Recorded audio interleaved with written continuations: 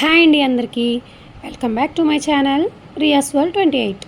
So ఇప్పుడైతే మా రియా పాప సెకండ్ బర్త్డే అనమాట. అందుకోసమని చెప్పి ఇంకా ఇక్కడ బెలూన్స్ అయితే ఫిల్ చేస్తున్నా. యాక్చువల్గా అయితే హాల్లో మాకు ఎక్కడ అంటే మంచిగా ఒక డెకరేషన్ చేసుకోవడానికి అయితే ప్లేస్ ఉండదు. ఇంక ఇక్కడ డోర్ పెట్టి మనం అక్కడ డెకరేషన్ చేసుకుందాము అని అంటే లైటింగ్ అయితే పడిపోతుంది. లైటింగ్ ఆపోజిట్ కావాలి కాబట్టి ఇక్కడ చూస్తేనేమో దివాన్ అయితే అడ్డొచ్చేసింది అనమాట. సరే అని చెప్పి దివాన్ని బెడ్రూమ్ సైడ్ జరిపేసి ఇంక అక్కడైతే డెకరేషన్ అయితే స్టార్ట్ చేశాను. యాక్చువల్గా అయితే అసలు బర్త్డే చేద్దామన్న థాట్ కొంచెం కూడా లేదనమాట. ఎందుకు అని అంటే ఫస్ట్ బర్త్డే గ్రాండ్గా చేసాము. సో ఇప్పుడు మళ్ళీ బర్త్డే అంటే కొంచెం మళ్ళీ అందరినీ పిలుచుకొని పెట్టుకుందాం అన్నట్టు దగ్గర దగ్గర ఒక 50 to 60 మెంబర్స్ దాకా అయిపోతున్నారనమాట. మళ్ళీ ఇంకా ఓవర్గా అయిపోతుంది అని చెప్పేసి అనిపించింది. ఫస్ట్ బర్త్డేలో మేము ఫేస్ చేసిన ప్రాబ్లమ్స్ అంతా ఇంత కాదనమాట. అందులో మెయిన్ ఏంటి అని అంటే మా బుడతలకి నాకు ఇద్దరికి అయితే డెంగ్యూ వచ్చేసింది. ఒక నెల అయితే ఇద్దరం కోలుకోలేదనమాట. వెంటనే బర్త్డే అయినా నెక్స్ట్ డేనే పడిపోయాము. ఇంక అందుకని చెప్పి అసలు గ్రాండ్గా అయితే చెయ్యొద్దు అని అయితే ఇంక అప్పటి నుంచి ఫిక్స్ అయిపోయాను నేనైతే మైండ్లో గట్టిగా. సో ఇంకా ఆ మైండ్తోనే ఇంక అసలు చెయ్యొద్దు అని అయితే అనుకున్నాము. ఇంకా ప్లస్ మళ్ళీ సరే ఒకవేళ అత్తయ్య వాళ్ళకి చెప్దాము, అత్తయ్య వాళ్ళు వస్తారు కదా, ఒకవేళ అత్తయ్య వాళ్ళు వస్తే వదిన వాళ్ళకి వీళ్ళందరికీ చెప్పుకుందామని అయితే అనుకున్నాము. ఇంకా అత్తయ్య వాళ్ళు కూడా ఇంకా రామ్లే ఇంక ఇప్పుడు మాకు కుదరలే, మొన్నే మీరు వచ్చి వెళ్ళారు కదా అని చెప్పేసి అన్నారనమాట. ఇంక అందుకని చెప్పి ఇంకెట్లా అత్తయ్య వాళ్ళు కూడా రావట్లేదు కదా అని చెప్పి ఇంకెవరికి చెప్పుకోలేదు.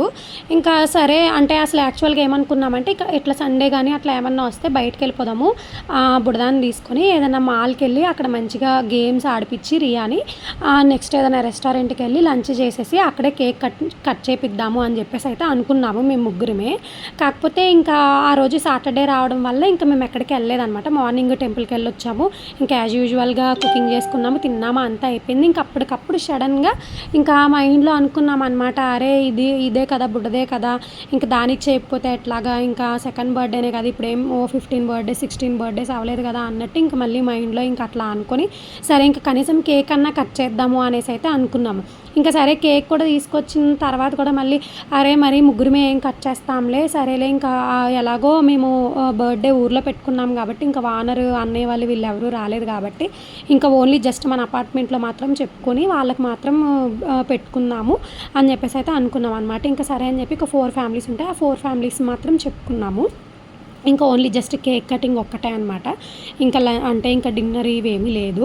సో ఇంకా అట్లా అనుకున్న వాళ్ళము ఇంకా కేక్ అది తీసుకొద్దామని వెళ్ళాము. ఇంకా అక్కడ సరే మరి కేక్ ఒక్కటే కట్ చేపిస్తే ఏం బాగుంటుందిలే, కొంచెం సింపుల్గా ఏదైనా డెకరేషన్ చేద్దాం అన్నట్టు ఇంక ఈ డెకరేషన్కి సంబంధించినవి అయితే తీసుకున్నాను అనమాట.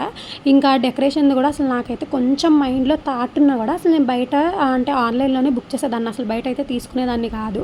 ఎందుకు అని అంటే అసలు ఈ 2 ఫాయిల్స్ వచ్చినాయండి, పింక్ కలర్ ఫాయిల్స్, అండ్ ఇట్లా 30 బెలూన్స్ వచ్చాయి, అండ్ హ్యాపీ బర్త్డే ట్యాగ్ వచ్చింది, అండ్ స్టార్స్లా ఉంటాయి కదా గోల్డెన్ స్టార్స్, అవి 2 వచ్చినాయి అనమాట అంతే.